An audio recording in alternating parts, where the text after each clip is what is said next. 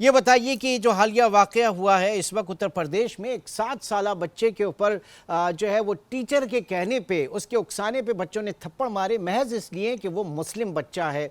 तो ये किस तरह से, क्योंकि पूरे दुनिया भर में इसके ऊपर बहुत जो है तनकीद हुई, खुद इंडिया में भी इसके ऊपर काफ़ी तनकीद की गई। कांग्रेस के जो राहुल गांधी हैं उन्होंने इसके ऊपर बड़ी जो है वो इसको बड़ा क्रिटिसाइज किया, कंडेम किया।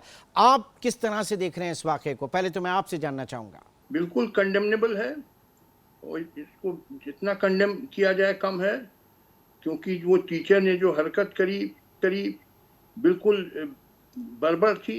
इट वाज बारबेरिक एक्ट कि उसने वो एक 8 साल का मुस्लिम बच्चा था तो उसको 15 हिंदू बच्चों से पिटवाया एक एक करके कि मारो इसको थप्पड़। तो ये तो बिल्कुल ही अनएक्सेप्टेबल है। उस टीचर को सख्त सजा मिलनी चाहिए। लेकिन हो उल्टा रहा है, बजाय इसके कि टीचर को सजा मिलती, जिस सहाफ़ी ने रिपोर्ट किया, जो मुस्लिम सहाफ़ी है, उसके खिलाफ एफआईआर कट गई वहां पर। ये भी बिल्कुल गलत काम हुआ, बिल्कुल उल्टी गंगा बही है। उस सहाफी, उसका नाम था मोहम्मद जुबैर। जी। He is a well known fact checker और उसकी अच्छी रेपुटेशन है। हम्म। उसने जाके बस ये जांच पड़ताल की और एक उससे गलती हो गई कि उसने जो इस लड़के का वालिद थे उसका नाम डिस्क्लोज कर दिया, जिसके वजह से इस लड़के का भी आइडेंटिटी डिस्क्लोज हो गई, जो कि एक जुर्म है। हमारे यहाँ एक juvenile justice protection of children act 2015 है, जो कहता है कि अगर किसी बच्चे पे कोई जुल्म हुआ है तो उसका नाम या आइडेंटिटी डिस्क्लोज नहीं अच्छा। करते और उस पे, मगर वो it is a minor offence, उसमें की सजा है या जुर्माना है। हाँ। ऐसा नहीं बहुत बड़ा जुल्म है। और वो उसने जब उस पे लोगों का रिएक्शन आया तो उसने डिलीट भी कर दिया वो जी। जो पोस्ट किया था उसने। इंडियन कॉन्स्टिट्यूशन जो है वो अकलियतों के हुकूक के हवाले से, माइनॉरिटीज के हुकूक के हवाले से क्या कहता है, किस हद तक तहफ़्फ़ुज़ देता है जो ये वाक़यात हो रहे हैं सारे? देखिए, कॉन्स्टिट्यूशन में तो, हमारे इंडियन कॉन्स्टिट्यूशन में तो लिखा है कि भारत एक सेक्युलर कंट्री है। मगर देखिए, कॉन्स्टिट्यूशन सिर्फ एक कागज का टुकड़ा है। ग्राउंड रियलिटी क्या है ये आपको देखना होगा। कॉन्स्टिट्यूशन में तो कुछ भी लिख दीजिए कि भारत में दूध और शहद की नदियां बह रही हैं और सब लोग बड़े खुशहाल हैं और रईस हैं, लिखने में कुछ भी लिख दीजिए, मगर ग्राउंड रियलिटी देखनी होगी। ग्राउंड रियलिटी, हकीकत ये है कि अक़लियतों पे जुल्म हो रहे हैं। और उसका ये एक एग्जाम्पल है जो अभी ये बच्चे का हुआ था, 8 साल के बच्चे का, मुजफ्फरनगर शहर में जो यूपी में है। तो इस तरह के कई वाक़ये हुए जो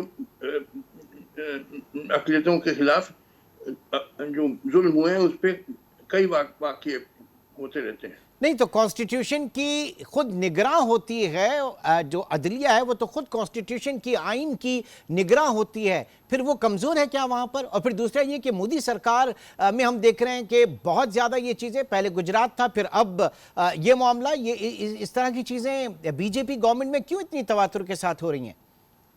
देखिए, ये अदलिया की जो आपने बात की, जुडिशरी की, अगेन थ्योरी एक चीज़ है और प्रैक्टिस दूसरी चीज़ है। थ्योरी में तो it should be independent and neutral and impartial, ये जुडिशरी का रोल होना चाहिए। मगर हकीकत क्या है, अब सबने देखा, जैसे वो अयोध्या वर्डिक्ट आया, वो बाबरी मस्जिद तोड़ दी, तो उसमें जो फैसला आया सुप्रीम कोर्ट का, एक तरफ तो कहा है कि ये एक बड़ा भारी जुर्म था मस्जिद को तोड़ना, मगर उसी फैसले में कह दिया ये हिंदू ऑर्गेनाइजेशन को दिया जाएगा ये जमीन। तो इस तरह के फैसले, यानी थ्योरी में कुछ है। थ्योरी में तो देखिए, जुडिशरी का रोल है to protect the rights of the citizens, that is the solemn duty, और जजेस take oath to uphold the constitution. मगर प्रैक्टिस में क्या होता है ये आपको देखना है, नॉट की थ्योरी में तो तो कुछ मोदी भी सरकार में ये चीज़ें ज़्यादा क्यों हो रही हैं सर? अरे भाई उनकी पॉलिटिक्स इसी पे बेस्ड है। आप सब जानते हैं कि वो क्योंकि they claim to be a Hindu party representing Hindu, तो 80% पॉपुलेशन हिंदू है, तो नेचुरली भाई उनकी पूरी पॉलिटिक्स इसी पे बेस्ड है। मगर ऐसा नहीं कि मोदी के आने के बाद ही शुरू हुआ अकलियतों पे जुल्म। मोदी के पहले भी हो रहा था, मगर थोड़ा सा चेक था, क्योंकि जो जैसे कांग्रेस पार्टी पावर में थी हाँ हाँ। तो वो मुस्लिम वोट बैंक पे डिपेंड करती थी। Hmm. Muslim vote bank was very important, तो थोड़ा सा ये कम्युनलिज्म पे थोड़ा सा चेक था। मगर अब ये BJP does not depend on Muslim votes, तो लिहाजा वो चेक भी खत्म हो गया। तो हम तो आइंदा आइंदा इलेक्शन में ये एंटी मुस्लिम और एंटी पाकिस्तान नैरेटिव जो है बीजेपी का, वो और ज्यादा सख्त देखेंगे। बिल्कुल बिल्कुल होगा। इसी में देखिए, हमारे यहाँ पॉलिटिक्स जो इंडिया में है हाँ। वो चलती है कास्ट और रिलीजियस वोट बैंक्स पे। हम्म। जो 90% वोटर वोट देने जाता है, वो ये नहीं देखता है कि जो उम्मीदवार है अच्छा आदमी है, बुरा है, पढ़ा लिखा, अनपढ़ है, क्रिमिनल है, क्या, कुछ नहीं।